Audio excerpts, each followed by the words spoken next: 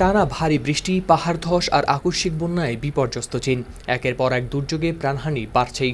সবচেয়ে ভয়াবহ ঘটনা ঘটেছে দেশটির গানসু প্রদেশে, যেখানে মুহূর্তের মধ্যে পাহাড় ধসে চাপা পড়ে যান কয়েক ডজন মানুষ। চীনের পশ্চিমাঞ্চলে এই প্রদেশে ভয়াবহ ভূমিধসে নিহত হয়েছেন অন্তত ২১ জন।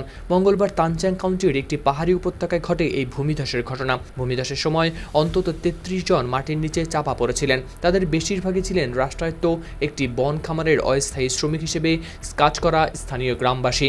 চীনের রাষ্ট্রীয় সংবাদ সংস্থা সিনহুয়া জানায় উদ্ধার অভিযান শেষ হয়েছে এবং উদ্ধার করা হয়েছে অন্তত ২১ জনের মরদেহ। সংবাদ মাধ্যম দ্য ইন্ডিপেন্ডেন্টের প্রতিবেদনে প্রকাশ পেয়েছে এই তথ্য।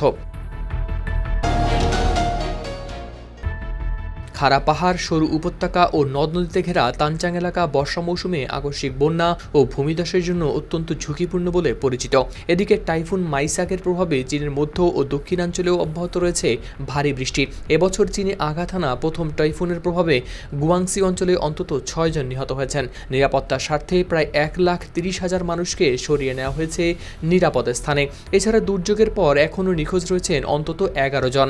এদিকে চীনের বিভিন্ন অঞ্চলে ঝড়, ভারী বৃষ্টি ও পাহাড় ধসের কারণে ব্যাহত হয়েছে কয়েক লাখ মানুষের স্বাভাবিক জীবন। উদ্ধারকারী দলগুলো এখনও ক্ষতিগ্রস্ত এলাকাগুলোতে চালিয়ে যাচ্ছে তল্লাশি ও ত্রাণ কার্যক্রম। হাওলাদার শামীম, RTV।